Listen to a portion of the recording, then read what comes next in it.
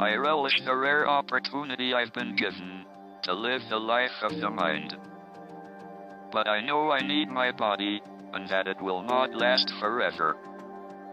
As we age, and we make copies of cells, tiny errors creep into our genes.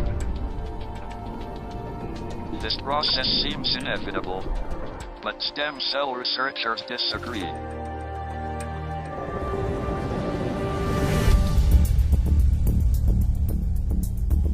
One of them is Dr. Vincent Giampapa.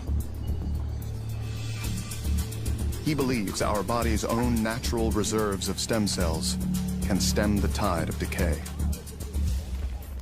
The origin of the aging process really starts in our stem cells, because that is the reservoir of the regenerative power and the ability to have our body cells renewed and repaired as we age. The stem cells we have in our adult bodies are not all powerful like embryonic stem cells. They are specialized to replenish specific tissues we need to maintain ourselves, like blood, bone, skin, and muscle. As we age, however, this repair system begins to break down. What we've learned recently is there is a clock, if you will, inside the cells that actually changes, or if you will, ticks as each year goes by. And as that happens, certain genes get turned off and other genes get turned on.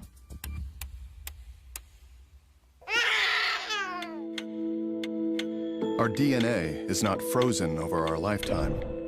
Our environment and the choices we make influence and change our genetic profile. So if we live in a healthy environment, that genetic clock is slower. If we live in an unhealthy or stressful environment, the genetic clock accelerates.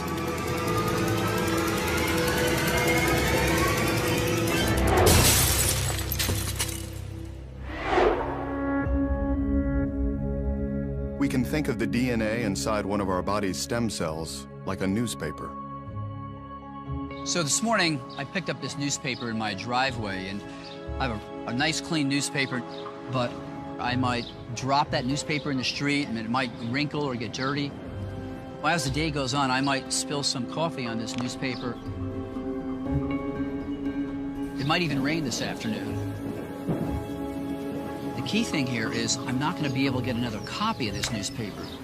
But as we age, what happens to those young cells is the letters on that DNA start to get damaged from normal aging, from the environment, and that newspaper, or if you will, that cell, becomes less efficient. We really can't read the information, and that cell then can't make accurate copies of itself, which then rapidly accelerates the aging process.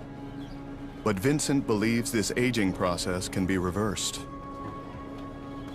His research team at the Cell Health Institute claims it has already begun rolling back the cellular clock on our body's natural supply of stem cells.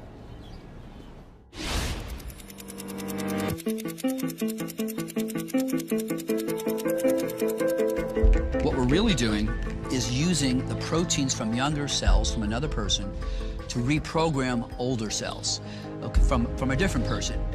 What we've seen already in our early studies is that those senescent genes that produce inflammatory compounds and things that are directly related to cancer have actually been reversed. They've been turned off.